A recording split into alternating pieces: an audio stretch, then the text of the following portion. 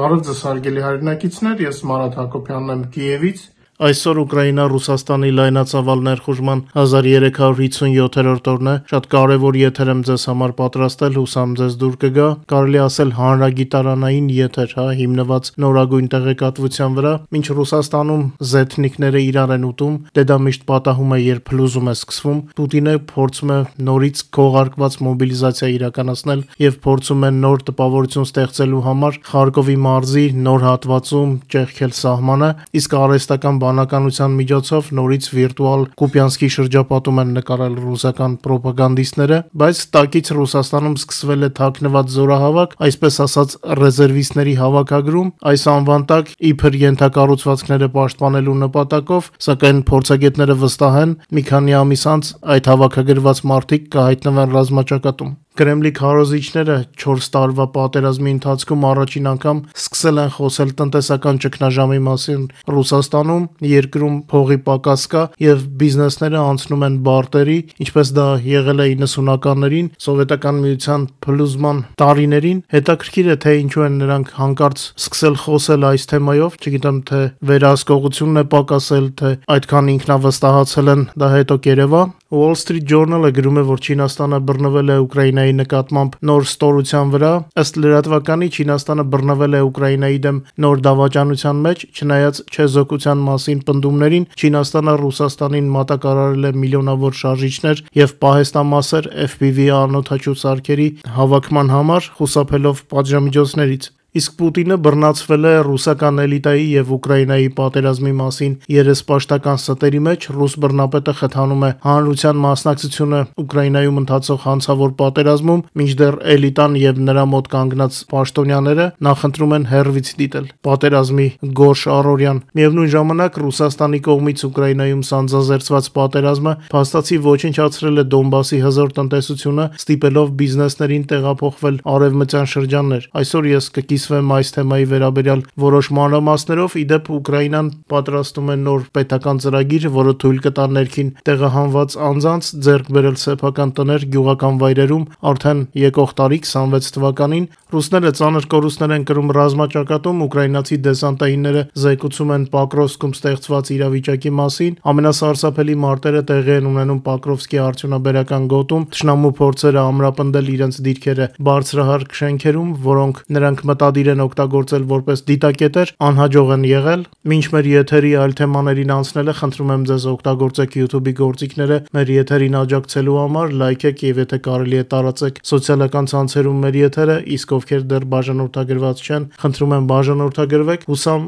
ընտրածս լուրերը ձեր սրտով կլինեն։ Ռուսաստանում փլվում է այն, ինչ դեռ վերջերս անվանում էին Պուտինի տնտեսական հրաշք, նույնիսկ կրեմլյան քարոզիչներն ու Z իդեոլոգները այժմ ընդունում են, որ աճ չկա, փողերը չեն բավականացնում, ձեռնարկությունները գոյատևում են ինչպես կարող են, սակայն պետական հեռուստաալիքների պաշտոնական քարոզչությունը լռում է եւ թաքցնում է ռուսաստանցիներից աղետի իրական մասշտաբը։ Պատերազմի 4-րդ տարին ցույց տվեց, որ ռազմական ոլորտում կատարվող ներդրումները չեն փրկում տնտեսությունը, այլ հակառակը քանդում են այն։ Երկրում գումար չի բավականացնում անգամ հիմնական կարիքների համար, մինչդեռ ռազմական արդյունաբերությունը կուլ է տալիս ամեն ինչ, սկսած ռեսուրսներից մինչև մասնագետներին։ Երեկվա եթերում արդեն ասացի, որ մասնագետների սով կա, դա Ուկրաինայի հետախուզության տվյալներն էին։ Այսպես կոչված տնտեսության մոբիլիզացիան, որի մասին այդքան սիրում են խոսել Կրեմլում, բերել է հակառակ արդյունքի, մասնավոր բիզնեսը խեղդված է հարկերով, վարկերը անհասանելի են, արդյունաբերությունը չի նորացվում։ Տնտեսագետները նշում են, որ ռազմական պատվերները ստեղծում են զբաղվածության պատրանք, սակայն չեն ձևավորում ավելացված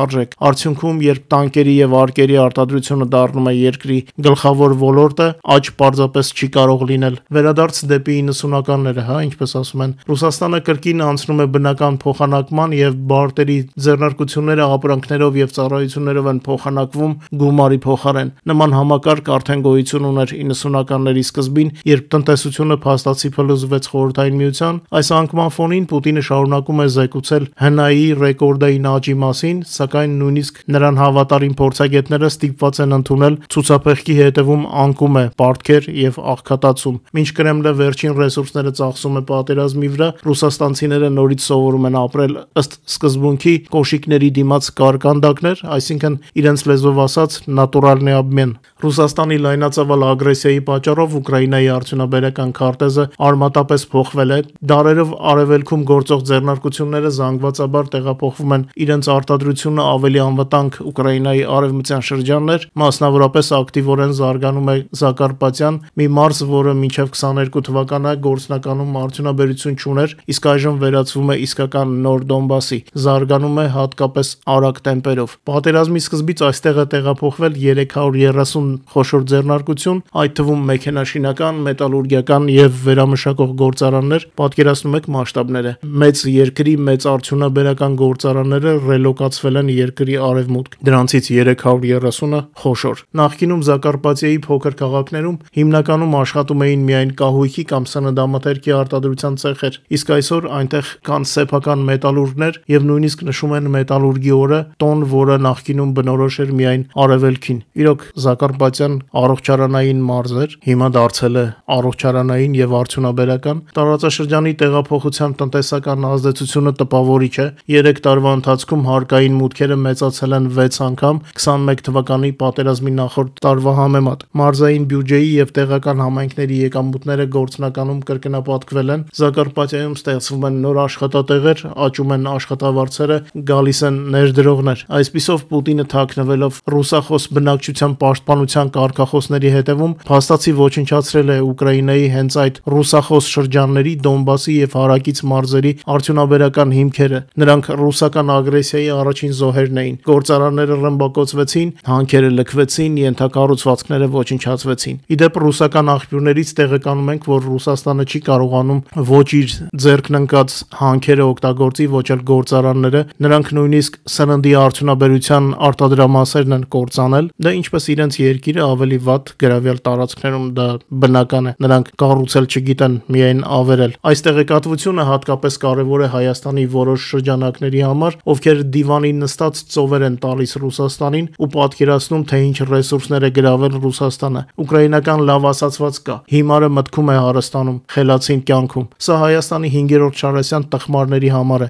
որոնք ապրելով Հայաստանում Պուտինի գովքն են անում։ Այս տեսակը շատ վտանգավոր է, նույնիսկ Ռուսաստանի պուտինիստներից վտանգավոր, որովհետև իրենց լեզվով ասած նիպուգննի են, չվախեցած։ Ռուսաստանի պուտինիստները ուկրաինական հարվածներ են տեսնում, Հայաստանի դիվան քշող պուտինիստները սարերից այն կողմ անտեղյակ փուչիկներ են փչում։ Սա իշխանությունների բաց թողումն է ինֆորմացիոն դաշտում, հանրային ալիքի հարցազրույց վարողները տեղեկատվական դաշտ են նետում 5-րդ Շարասյան 5%-անոց պրոռուսական ընդդիմության նարատիվները, հատկապես խայտարակությունը, երբ եվրոպացիների մոտ են իրենց անմակարդակ պուտինիստական հարցերը տալիս, այդպիսով պետության հանրային ալիքը ամբողջ ազգի վզին է ուզում փաթաթել 5%-անոց Պուտինի տանքի թեզերը։ Սա խայտարակություն է։ Հանրայինից պետք է դուրս վռնդվեն այս սահմանափակ կերպարները։ Խոսքս հանկարծ ամբողջ հանրայինին չվերագրվի, այնտեղ բազում կոմպետենտ ընկերներ ունեմ, պարզապես վերլուծական բաժինը, ինչպես Արմեն Չիբուխյանն է ասում, փորլուծաբանական բաժին է դարձել եւ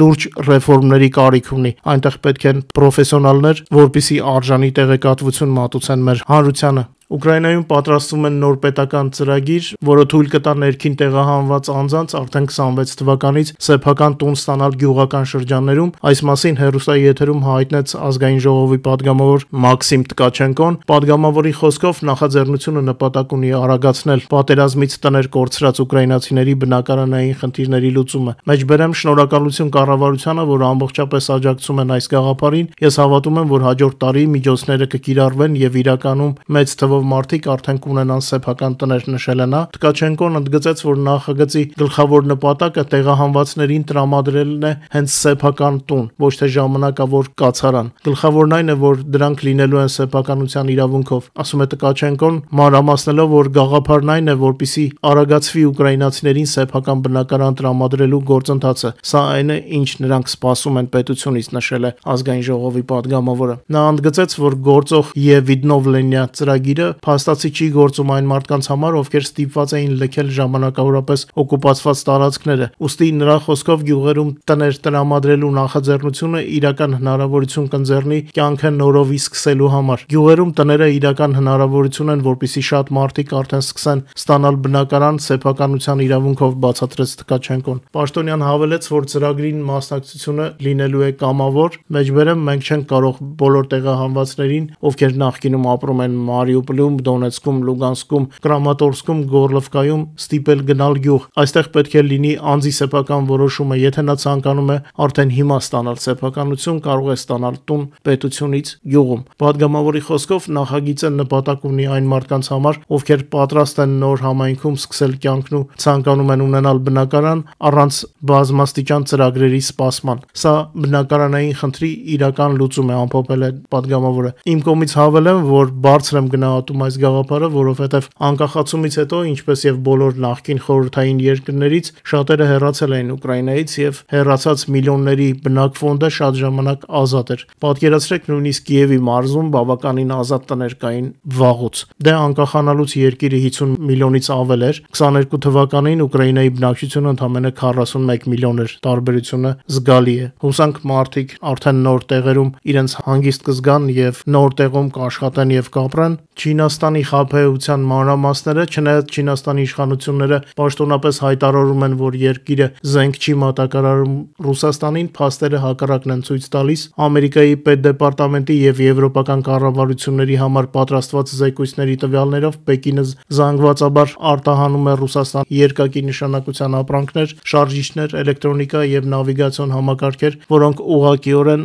օգտագործվում են դրոնների արտադրության համար։ Միայն 24 թվականին Ռուսաստանն ավելի քան 3.300.000 շարժիչ է գնել չինական ընկերությունից, հայտնում է Wall Street Journal-ը, հղում անելով Ուկրաինայի պաշտպանության բարեփոխումների կենտրոնի փաստաթղթերին։ Այս շարժիչները ամենայն հավանականությամբ չեն տեղադրվել լվացքի մեքենաներում, ինչպես պնդում են չինացիները, այլ հարվածային FPV դրոնների մեջ են կիրառվել, որոնցով Ռուսաստանը հարձակվում է ուկրաինական դիրքերի եւ բնակավայրերի վրա։ Պրոյեկտ նախաձեռնության մասշտաբային հետաքննությունը ցույց է տվել, որ ռուսական էլիտան իրականում շատ հեռու է Ուկրաինայի դեմ պատերազմի մեջ մասնակցությունից, այն դեպքում, երբ Կրեմլի դիկտատորի հայտարարությունները հակառակն են պնդում, ըստ ռուսական անկախ լրագրողները մեծ աշխատանք են տանում Պուտինի դեմ, բայց իրենց նախագծերի անունները շատ տարօրինակ են։ Մեկը ագենստվո են դնում, մյուսը պրոյեկտ, բայց դա ռուս են, չէ՞, թեկուզ Պուտինի կողմնակից չեն, բայց միևնույն է սրանց մտածելակերպը շատ տարօրինակ է։ Անցնենք մանրամասներին, պրոյեկտ նախաձեռնության տվյալներով իշխանության եւ մեծ բիզնեսի հետ կապված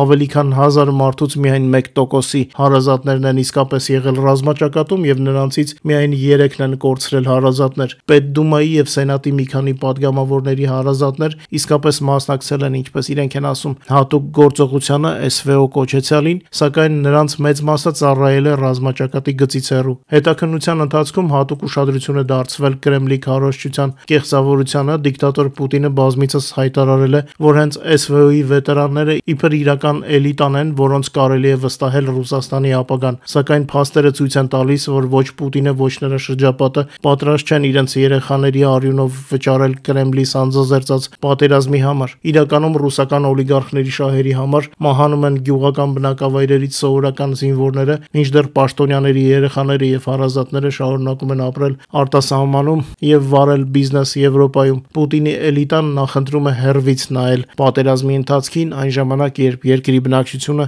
նոսրանում է հանցավոր քաղաքականության պատճառով։ Պոկրովսկը շարունակում է մնալ ռազմաճակատի ամենաբարդ եւ ռազմավարական նշանակություն ունեցող ուղղություններից մեկը։ Ռուսական բանակը մեծացնում է հարձակողական գործողությունների ինտենսիվությունը, փորձելով ճեղքել ուկրաինական պաշտպանությունը։ Ռուսաստանի Դաշնության զորքերը ակտիվորեն գրոհում են Ուկրաինայի պաշտպանական ուժերի դիրքերը, հատկապես Պոկրովսկի արդյունաբերական գոտում, որտեղ այս պահին ընթանում են ամենաթեժ մարտերը։ Մեկ շաբաթում ռուսները հարձակվել են 132 անգամ, գրեթե 20%-ով ավել, քան նախորդ շաբաթ, սակայն հակառակորդի փորձերը ամրապնդվել բազմահարկ շենքերում, որոնք ցանկանում են օգտագործել որպես դիտորդական կետեր, անհաջող են։ Ուկրաինացի դեսանտայինները կանգնեցնում են ճնշումը ռուսների եւ չեն թողնում թշնամուն ամրանալ քաղաքում։ Հրամանատարության տվյալներով ռուսների բոլոր առաջխաղացման ուղիները դեպի քաղաքի հյուսիսային հատված գտնվում են ուկրաինական ուժերի վերահսկողության տակ, թշնամու մատակարարումը դժվարացված է, իսկ կորուստների համալրման հնարավորությունները շատ սահմանափակ։ Չնայած անընդհատ հարձակումներին, Պոկրովսկի պաշտպանությունը մնում է կայուն, ուկրաինական ստորաբաժանումները ոչ միայն պահպանում են դիրքերը, այլև մաքրում են այն շրջանները, որտեղ թշնամին փորձել էր ամրապնդվել, բացի այդ շարունակվում է Միրնոգրադ քաղաքի պաշտպանությունը, հարևան բնակավայրը, որտեղ հակառակորդը փորձում է հարձակվել հարավ-արևելքից, ռուսների բոլոր փորձերը ներթափանցել քաղաք ձախողվում են։ Շտաբում նշում են, որ մատակարարումն ու սննդի եւ ռազմամթերքի մատակարարումները ուկրաինական զորքի կատարվում են ժամանակին։ Իդեպ երեք մեր Telegram-ում կադրեր էինք տեղադրել, որում երևում էր, թե ինչպես են ռուսները հարավային կողմից շարժվում դեպի Պոկրովսկ քաղաք։ Մենք ամեն ինչ տեսնում ենք, իսկ մեր զինվորները ամեն ինչին իրենց կրակային վերաբերմունքն են ցույց տալիս։ Ձեր էկրաններին տեսնում եք կադրերը, որը երեք տեղադրել էինք մեր Telegram-ում, սրանք այն ռուսներն են, որ փորձում էին ներթափանցել Պոկրովսկ, բայց նրանց հետ եղավ այն, ինչ եղել էր հոկտեմբեր ամսին եւս 30,000 ռուս օկուպանտների հետ, նրանք ոչնչացվեցին։ Իդեպ, մինչ մենք երեք հաղորդում էինք Սիրսկու մեկնաբանությունները Պոկրովսկի տարածքում, ռուսական ուժերի թվականակի վերաբերյալ, ռուսական ուժերը վերախմբավորման արդյունքում սկսել են ակտիվորեն ավելացնել իրենց թվականակը։ Կան հաղորդագրություններ, որ Պոկրովսկը կենթարկվի նոր թափով հարձակման, երբ քաղաքի մոտակայքում կկուտակվեն 150-ից 170,000 նոր ռուսական զորքեր։ Երևի Պուտինի համար միայն հոկտեմբերին 30,000 զորք կորցնելը մի քաղաքի համար քիչ է, երևի էլի է ուզում կոտորի։ Մինչելոց արդեն մեր եթերում հիշատակված պրոյեկտ նախաձեռնության հետաքննությամբ պարզվել է, որ Կադիրովը Չեչնիայի այդ իշխանիկը արդեն 96 բարեկամներ է տեղավորել ռուսական իշխանության տարբեր պաշտոններում, նա դեպի Մոսկվա է ձգտում, բայց պաշտոնները երկրի տարբեր ոլորտներում են։ Փաստացի սողուն իշխանազավթումը արդեն սկսվել է, երևի թե ինչ-որ մի պահից մենք ականատես կլինենք ավելի հետաքրքիր ներ-ռուսաստանյան իրավիճակի։ Վերջին 24 ժամվա ընթացքում ռազմաճակատում տեղի է ունեցել 170 մարտական բախում, երեկվա համեմատ մարտերի քանակը ընկել է, ինչը չի խանգարել հասցնել ռուսական օկուպացիոն զորքերին նոր զգալի կորուստներ։ Վերջին 24 ժամվա ընթացքում ռուսները կորցրել են 1020 զինծառայող, 1 միավոր ծրահատեխնիկա, 17 հրետանային համակարգ, 1 ռեակտիվ հրետանային համակարգ, 217 մարտավարական դրոն եւ 79 մարտական տրանսպորտային միջոց ավտոմեքենա։ Ռուս օկուպանտ ընդհանուր կորուստները լայնածավալ պատերազմի սկզբից ի վեր արդեն կազմել է 1,153,180 զինվոր։ Ռելիզը ձեր էկրաններին է։ Նոյեմբերի 11-ի գիշերը ռուսական զորքերը հարձակողական դրոններ են կիրառել Օդեսայի մարզի կարևորագույն ենթակառուցվածքների վրա հարձակվելու համար, որի հետևանքով 1 մարդ վիրավորվել է, վնասվել են տրանսպորտային եւ էներգետիկ ենթակառուցվածքներ, հրդեհներ են բռնկվել մի քանի էներգետիկ օբյեկտներում, վնասվել են նաեւ երկաթուղու դեպոներ եւ վարչական շենքեր, նաեւ հաղորդվել է, որ ռուսական զորքերը հրետակոծել են Դնեպրոպետրովսկի մարզը, որտեղ հրդեհվել էր ձեռնարկություն, այսինքն ռուսական բանակը շարունակում է իր էլեկտրալարերի հետ պատերազմը։ Այս ֆոնին ուկրաինական զինված ուժերը հարվածներ են հասցրել Ռուսաստանում եւ Ղրիմի ու Դոնբասի ժամանակավորապես օկուպացված տարածքներում գտնվող մի շարք կարևոր թիրախների։